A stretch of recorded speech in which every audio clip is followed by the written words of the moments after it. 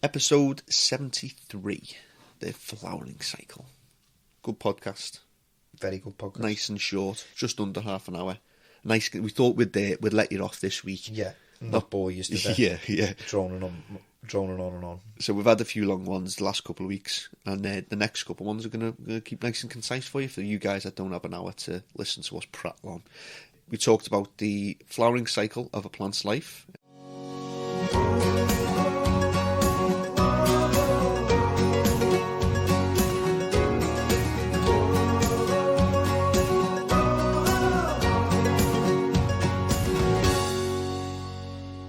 Welcome back to another episode of NPK Live. We're on episode 73 and we're doing the second part of growth, the stages of growth, part 2, flowering. Hopefully a little bit shorter than last week's. It was over an hour last week. Yeah, so gave Rick plenty to do there, editing out all the ums and the ahs and all the sniffles. Yeah, I had to apologise for the last couple of weeks there. I must have had some sort of hay fever attack, not medicated enough for them. But this week we're talking about flowering, hopefully a bit shorter, like I said. We are going to talk about the flowering stage, which is the second stage of a plant's life. Mm. Well said, Stephen. Well said, Thomas. So yeah, in part 1 we talked about the vegetative stage and different things, tips and tricks and products that you can use. And yeah, kept it quite simple though, didn't we? Yeah, even though we did rant on for a bit. But yeah, we're going to cover now part 2, which is the flowering stage. Okay, so on 18 hours of light, we're vegging. So now we're on flowering. We've now changed into a 12-hour light cycle. Have you ever experimented with doing 11 hours on and 13 hours off? No. Or any different types of light? No. Neither have I. I've heard a lot about it, and a lot of people do. There's a few different ways in doing that. I've never done it. I've never tried to do it. I don't know whether it's good or not, so I honestly can't give an opinion. I've just never tried it. Well, something that I've tried quite recently was leaving them in 36 hours of darkness as you turn them over. So as you take them off 18 hours, you give them a complete 36 hours of darkness, and this is supposed to trigger more of the flowering hormones, so it gives them a little kick boost into flowering a little bit quicker. So basically, what we're doing is we, as you said, the good word, trigger. We're making a plant go into a separate stage of its life. We've managed to grow a nice healthy plant, which is sustainable. It's big, it's nice and lush and green and looking really well, and it's ready to go into its adult period now. So you want it to start producing flowers or fruits, whichever type of plant this may be. So you change the light cycle, and then this triggers the plant's brain. Yeah, it triggers the hormones, doesn't it? Something interesting, I don't know how many people know this, is that it's not actually the 12 hours of light that creates the flowering hormones within the plant. It's the 12 hours of darkness. It's the darkness that's really, really important that triggers the flowering. And what I would say is a top tip time is when you do put them onto 12 hours of darkness, make sure it is complete darkness. Any lights that might be in your room, whether it's from an extension plug, a little red light from an extension plug, or a little crack of light coming through the door, any light getting into that room during the 12 hours of supposed darkness will prevent flowering. It will slow it right down. It will fuck your shit up, man. And trust me, it really does slow it down. So if you have to go in your room at night, you need to get yourself a green LED, head torch, anything, because green, the plants still use green. Don't get me wrong, the people think that plants don't use the green light. They do. It just doesn't trigger the hormones to do with flowering. And if you haven't got a green torch and you're a bit skint, go into your tub of quality street wrappers, and there'll be a sweet that's got a green film over it. Eat the sweet, get the film, and put an elastic band over the top of a normal torch, and it'll make a green light. Top tip. Top tip. Top tip. The darkness is the most important thing with regards to flowering. That's what triggers the flowering hormones. Okay, well, I'm going to move into the first 2 weeks of flowering, the transition stage. So let me get this right then. As soon as we change this light pattern, the plant instantly knows it's in flower mode. Nope. No? Nope. Why not? because the plant takes a little bit of a while to adapt. So would the plant still be thinking it's in a bit of a grow mode, still trying to figure out what's going on here? A Something's transition changed. from teenager to adult. Okay. So takes about 2 weeks. Some, depending on the variety or the cultivar, it could be 3 weeks. What you'll see is you'll still see growth within these 2 or 3 weeks. So another top tip is that when you turn your lights on to 12 hours, don't think that that's the height that the plant's done. Accommodate for the additional 2 weeks of a bit more growth. Because of the 12 hours of darkness, the plant's really surprising amount of growth within those first 2 to 3 weeks. So bear in mind that the plants are going to still bush out and stretch a little bit when you flick them. But no, it takes a plant about 2 weeks to realise the 12 hours of darkness. Okay, it's a change of the season now. It's time to get some flowers out. And just so you understand, when Stephen says flick, he means change the light cycle. Yeah, we said that last week. Yeah, we meant, just for anyone who didn't listen to that episode and have caught up to this one and thought, what? Hey, these guys are flicking things? What are these guys flicking for? You know, it's just our terminology, our lingo, unique to our specific area only. So it's not a UK thing, it's just a Scouser thing. People around the country and the world thinking that I'm walking into rooms just giving these plants a little flick. You little bastards. Yeah. Get your flowers out. No, that's not doing it. No, that's just we turn it onto 12 hours of light. Yeah. Thank you for picking up on that. I'd have forgot to mention that again. So the first 2 weeks of flowering, it's a little bit boring, isn't it? Because you turn them onto 12 hours of light and darkness, and all of a sudden you're thinking that something's going to happen straight away, but it doesn't. Nothing really happens in those first 2 weeks. And what products do we use? A and B. If we're in cocoa, let's take cocoa for example, we'll use an A and B. What else do we use? Perfect product for the transition stage. Flower based. By Budder's Tree. You think this is fucking scripted? And it's not, actually. Perfect product because I believe it's, in my opinion, one of the best products on the market, hands down. And Budder's Tree aren't paying us to say this, by the way. My reasons for saying so is that a 250ml bottle, 100ml bottle is £15 RRP. The concentrations that you put in is 0.2ml per litre. So into a 10-litre bucket, you're going to add 2 mils. Yeah. Highly concentrated, super cheap, and does it work? Yeah. It says use it for 3 weeks, and what we found out is it's that good. You only need to use it for 2 weeks. Don't use it for 3. Just use it for 2 weeks. That's on the back of the bottle, like Thomas says. It says the first 3 weeks of flowering, but we find that we end up, it creates that many flowering sites. We end up taking a lot off, don't we? Because it's doing that such a good job. It overcrowds it. So that's one good product is the Budder's Tree flower based. Another tip about that product is be careful as well. Don't overdose. Stick to the dosage required. What Stephen just stated, because if you do overdose it, it's powerful stuff, it'll cause you some little problems if you don't listen to what the advice given. Yeah, if you're in a 10-litre bucket and you're adding 2 mil and thinking that's not going to do anything, I'll add a bit more. Yeah. Don't. It will really That'll go be a wrong. big error. There's another product as well. When your plants, some plants really like to stretch when you turn them over. To prevent this, we've been testing a product by Bloom. People know it as the yellow bottles. Yeah. And it's called Ultra. And what it does is it reacts with the plant and stops it from stretching. It keeps the growth to a minimum when you turn them over. I haven't used that, so I don't know. So no proper tests have been done on it, but I did notice that the stretching decreased compared to when you don't use it. So more tests need to be done on that, but it's worth giving that a go. Moving on to weeks 3 to 6, the flowering stage. This is a crucial part, isn't it? Because this is when you start to get your sites formed. It's when you start to build on your sites. And what's one of the most crucial products to use in this phase of flowering? Is a booster element. When you say booster, what do you mean? Because a lot of people have different meanings. Is it a sugar booster or is it a PK booster? Well, it's a sugar booster because you want to build on the site now. You've initiated the amount of sites where they are, all of these different places. You've got loads of them now. You've got them all to pop out. Double the amount of what normally you have because you've used this additional product. Now what you need to do is change, because you've got them now. Don't need to get any more. You've got what you need. Now you need to make them bigger and bigger and bigger. You need to make them swell and grow. And the way you're going to do that is using a sugar booster.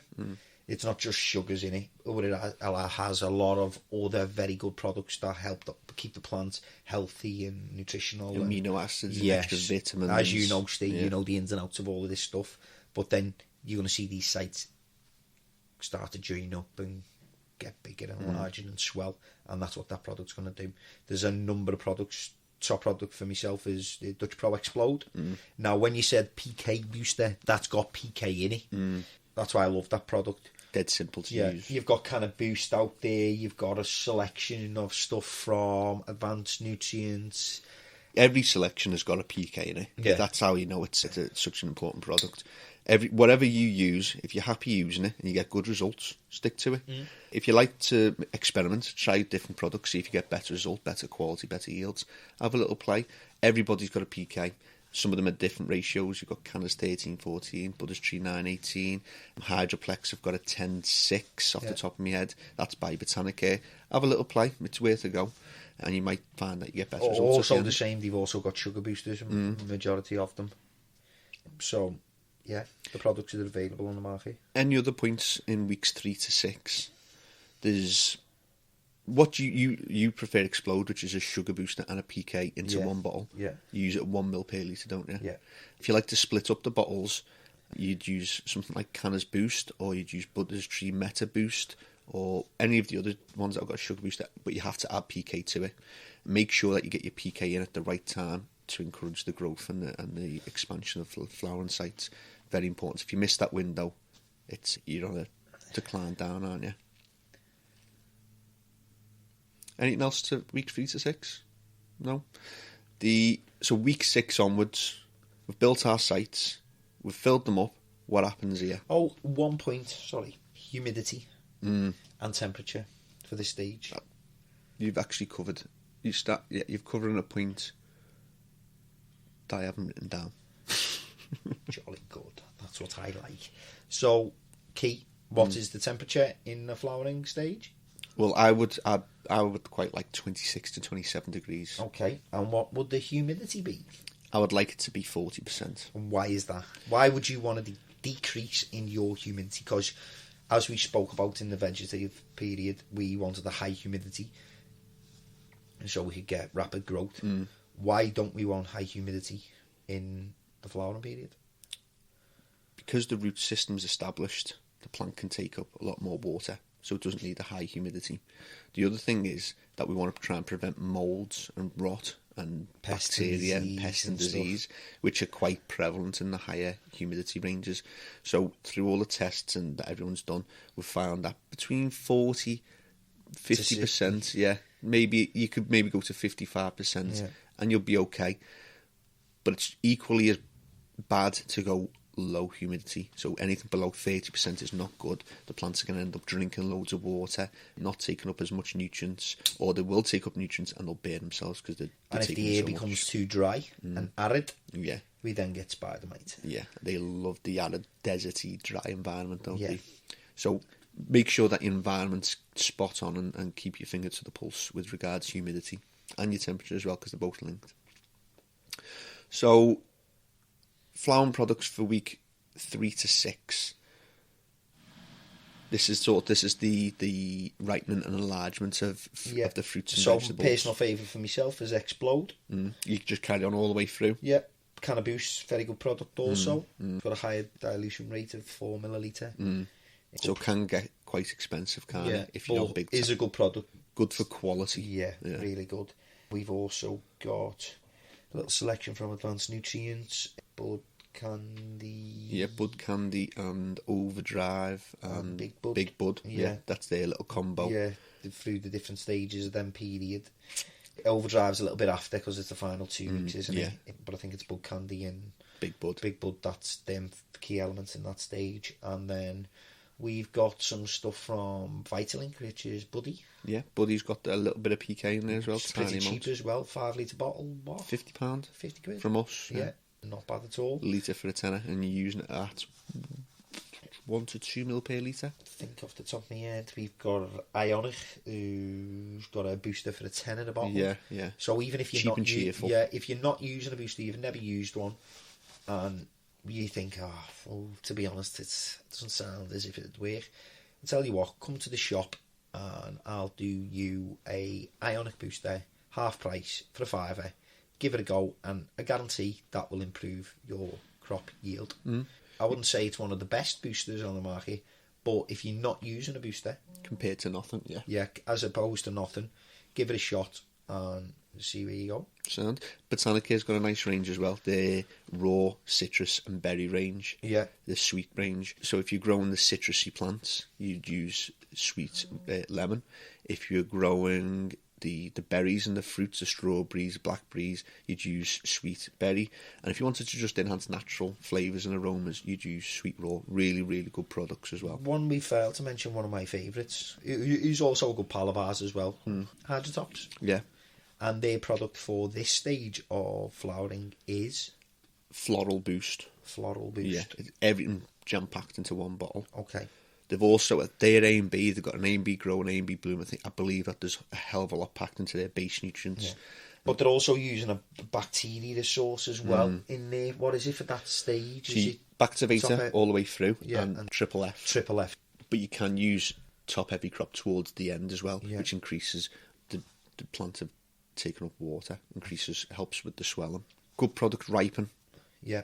So if you're going to go on holiday and you needed to get all your vegetables and your fruits in, ripen, 1 litre bottle, £10, and it just tells the plant that it's near the end of its life and it's ready Sends to go. a hormonal trigger. And the plant's just ready to go then.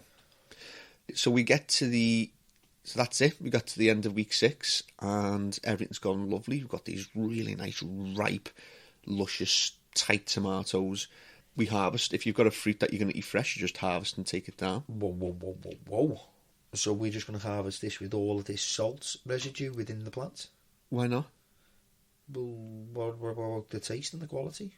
Oh yeah, that doesn't matter though, does it? It doesn't. No. Are you sure? So when you go to the Asda and you bite into a strawberry and it's bitter, do you think, oh, that's really nice? No, but I've been using all natural stuff. No. It won't affect my taste, will it? No, we need to flush this for a good 10 days easily. We could use a chemical flush, which speeds up the flushing Which process. You've informed me that these can be really good and beneficial because they have extra additional chemicals that are really good at leaching out the other chemicals, where I'm still like, no, nothing can be better than water, so I just use water. I think water's fine. It just takes a little bit longer with just water. And I also, in my brain, I like to think that you've gone from nutrients and just to plain water. I think it's probably aids with the stressful situation of the plant coming to the end of its life. Well, we'll just have to agree to disagree on that one. We might do. We might have to have a little debate in the future. Yeah. I'll win though, because water's well better. But yeah, good point there. It's vital that you flush. Unless you want a harsh tasting product, make sure that you flush right through. What do you do, 10 days, 2 weeks? Yeah, 10 days, 2 weeks. If you haven't got the time, just at least get a 3 or 4 day flush in there. It's better than nothing at all. So you're flushed, and then there's 2 options. You either pick your tomatoes, or some people like to collect and make jams and do all kinds. So with the chilies and with your tobacco, you had to dry your produce. Yeah. Talk us through the process of hanging and drying the tobacco. So with the tobacco, what we've done is we severed the stalk from I done a bit of YouTube and research on that one. So we had to sever the stalk. We had to build a dry room with string lines across the top of the room. Now, what was key to this one is we had to put an undercurrent underneath the base of the room. So we had to blow air across the floor of the room, but not up towards the top. So it had an undercurrent of air flowing underneath. So it removed moisture, but not at a quick pace and not direct to the plant. Yeah. So basically, stored them, hung them upside down on string lines in a room. I think tobacco was between 10 to 14 days. And what was the humidity? Well, when you first hung them, the humidity was quite high. It did have extraction on, but on a low ratio, so it wasn't pulling the air out too fast. Yeah. I think the humidity starts quite high and then gradually drops and drops as the moisture is removed. Taken out, yeah. because if you remove the moisture too quick, the plants will crack from the outside in. You've got to leach the wetness from the plants. It's a process that needs to be adhered to as you do to the whole growing and flowering cycle. It's equally as important. What's even more important is over the whole period that you've just grown your plants, which is a long time, you can just cock it right up in this last little 10 days, just ruin it all. Imagine you spent all that time growing the tobacco plants. In some varieties, the 12, 13, 14 weeks some of them were quick ones, weren't they? Some of them and then if you 60 days, and some of them went to 90 days, some of them went to 110 days. Yeah. So if you dried them out too quickly, would that have meant that the inside was still moist? Yeah. And then when you tried to burn them, yeah, they would have just cracked, because the key with the tobacco plant is it needs to retain suppleness. Yeah. That's the key with it. Depending on what you're using it for. Yeah. If you're going to refine it, they all get compacted anyway, and they get scored. You score them out, and that it's mad. It's a crazy process. I spent a lot of time on YouTube, funny enough, looking and watching it, because nobody cultivates tobacco windows, and taking a process that is done outdoors under natural light and taking it indoors and not understanding all of that was a long and arduous process, but it was very rewarding. We got there in the end, and to be honest, we're pioneers in doing that. We are. Indoor tobacco grown. Yeah, because if you Google it, testers, have a look on the internet, there's nobody who does it. Only us nut people. What temperature did you dry it at? 20 degrees average room, 21 degrees average room temperature. Not too cold, because you can't dry nothing in the fridge. Not too hot, because I didn't want to speed dry it. Yeah. Key to it is the first ones we done, I'd left them for 10 days and went back, and there was a temperature change. I didn't adhere to that, pay attention, and I went back and they were all knackered, to be honest. But I had another half of the crop that was a little bit earlier, so I went back and checked every day, and then I noticed after like 7 days they were getting really good, so I switched the fan right down, and they just come out perfect then. Yeah. And you try and keep your humidity to about 40-50%. Yeah, so you can stop the rot. Otherwise they'll just get fungus. How did you know that your drying process had finished? How did you know when it was ready to give to the scientists for market? Well, basically, whilst they were wet, they had a really funny smell to them, and you can feel the wetness. Like a vegetative type smell. Once they become dry, they left a lot of resin, and they become very sticky. Yeah. I had to wear gloves. Yeah. I had to wear gloves because the tobacco was that resinous. If I put it in my mouth or touch my mouth with my fingers, or touch my eye or my nose or anything, it was just complete agony. And it was something that I'd done many a time as well. So, and that's the point. That's the part of the plant that's dangerous. But what I noticed whilst we were doing that study is when I messed the first set up, they didn't have any resin. It was like it crispified it basically, and there was nothing there. The leaf just cracked, and you can just tell because it isn't a nice produce. Funny you mention resin and the production of oil, because that was one of the main goals, wasn't it, to produce a lot of resin and a lot of oil for the guys that were going to extract it. Do you have any products to increase resin or oil production within your tobacco plants? Rock resonator. Yeah.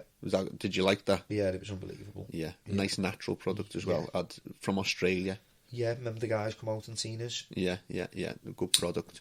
One of the ones that I like is Terpinator. Yeah. So it helps with the oils within the tobacco plants. I'm sure, didn't you use that for one half of them? And the scientists actually said that it did actually produce a little bit more oil within the tobacco plants. So Terpinator and Rock Resonator are two good products for increasing oil content in your plants. Good. Try it out in your chilies. It might help increase the Scoville, the heat within your chilies, if that's what you're looking for. Before we wrap up, one product, if you were doing it for yourself and you wanted to increase taste, flavour and aroma, what would be your number one go-to product? Let's not include Boost, because that's no, because you're saying taste, flavour and aroma. Yeah. So It's a specific product. Let me just have a little think on this one. Yeah.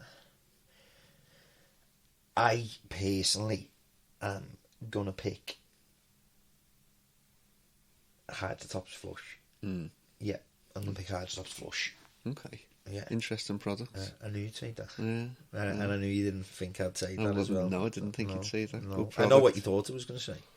Go on. Something from Botanic. Yeah, I did, yeah. No, I thought you were going to steal my one. No. Well, my one is the Pure Blend tea. Yeah. It's organic, very cheap, and pretty low dosage as well. And it's a really good one for increasing taste, flavour and aroma. So if you've got a spare £10, $15. I'll actually tell you a little secret, because you might think I'm contradicting myself here as well, because I told you that I only use water for flush, which is true. But I use flush as part of the flowering end of schedule. I don't class that. When I use that flush, I only use it for 5 days. Yeah. And then I crack on with just the water afterwards. Yeah. And I found that gives me an amazing product at the end. So Yeah. that's a tip. That's a sneaky little tip from me. And it was a good job I explained that. Otherwise, you would have just been thinking, "What's he doing?" He says he doesn't use the flush. Yeah. I don't use the flush as the final flush. I use it to run it through at the end of the product, and then I flush it completely with water. Okay, good stuff. Well, we're not going to go on as long as we did last week. We think we've touched on most bases there. But to wrap up, one tip from me, one tip for you for the flowering process. Top number one tip. If somebody had to just take home one thing, 1 point for flowering, what would it be? Yeah, here's one for you. Do your plants in your... Ask yourself this question, okay? Do your plants in your room have enough space that you can walk between them? And the reason why I ask you this is because my top tip is if in your room all your plants are squashed together and the leaves are overlapping one another, my top tip is throw some of them plants in the bin. Yeah. Maybe if you've got 20 in there, half it. That's top a tip. Yeah, off the cuff. Yeah. Nice, I like it. Less is more. Yeah. Good tip. My tip, I touched on it last week, is pruning. Don't prune until you see that the plant has finished growing. Because what a lot of people do is they turn the plants over. 2 weeks into flower, they go, right, it's done. 2 weeks, I've looked at my calendar. It says it's the 15th today, and 15th is when the plant stops growing. That's it. I'm going to do some trimming. Trim. Lo and behold, the plant doesn't look at calendars when it's growing and thinks, oh, I'm going to do another extra week's growing here. And then your trimming has only stressed it out, and you have to do it all over again a week later. Wait till the plant has stopped growing before you do all your little trimming to get rid of that leaf that's not getting in light. That's my top tip. So that's it. Wrapped up. Growth part 2, the flowering cycle. If you have any questions on what we talked about, send them in to us. You know by now, we're all over Facebook and Twitter and Instagram. If you want to get the updates to your phone when we upload another podcast, subscribe, because it makes this little bing on my phone when someone subscribes, and it just makes me dead happy.